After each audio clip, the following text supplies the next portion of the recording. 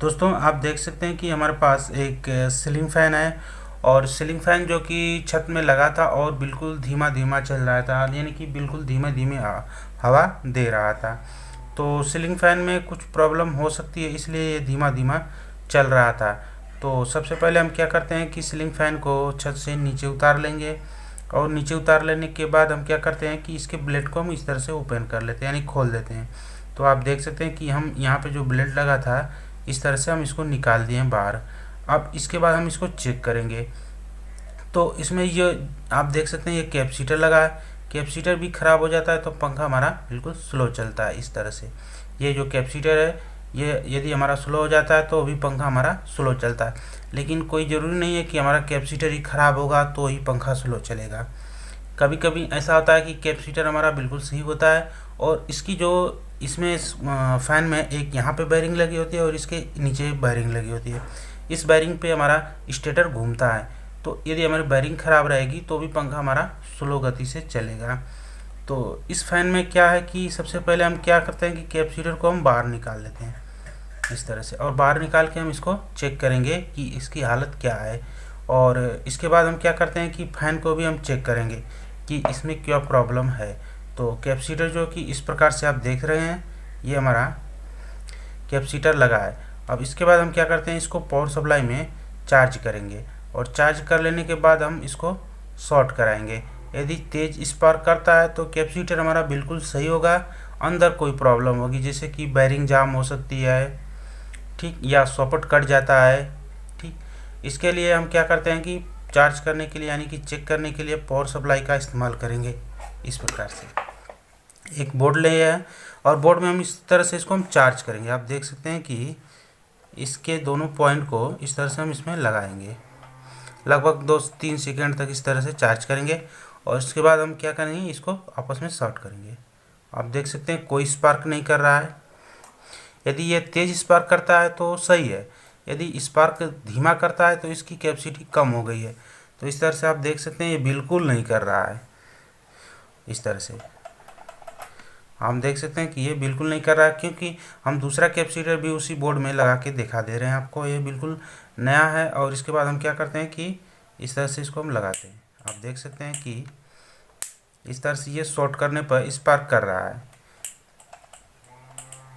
ये शॉर्ट करने के बाद ये तेज़ स्पार्क कर रहा है, लेकिन वहीं पे ये वाला हमारा कैपेसिटर बिल्कुल स्पार्क नहीं कर रहा है। आप देख सकते हैं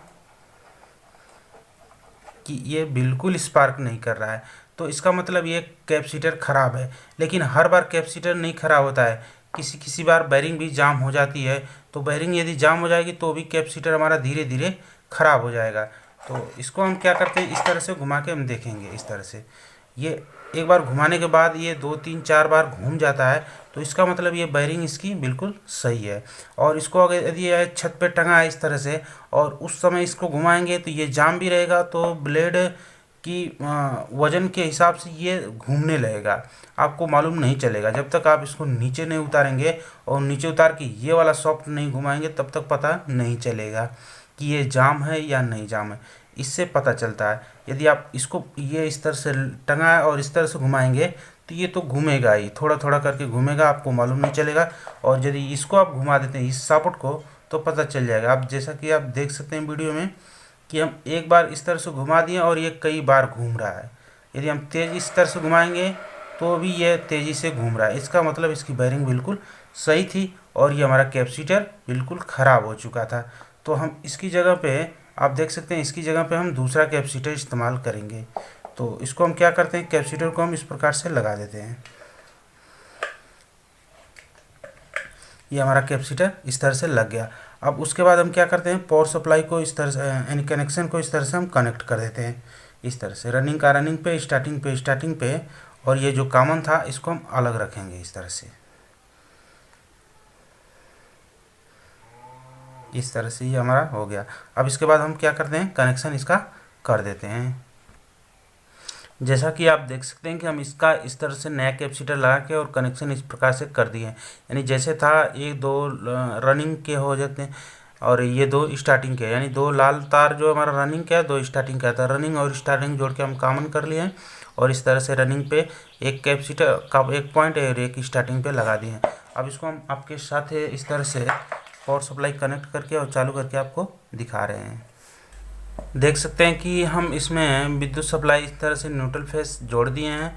अब इसके बाद हम पंखे को चेक करते हैं। तो चेक करने के लिए हम एक इस प्रकार से पेचकस का इस्तेमाल करेंगे और इस तरह से हम इसको ऊपर की तरफ हल्का सा उठा देंगे और इसमें हम बोर्ड में हम क्या करेंगे, इस तरह से पावर सप्लाई कनेक्ट करेंगे।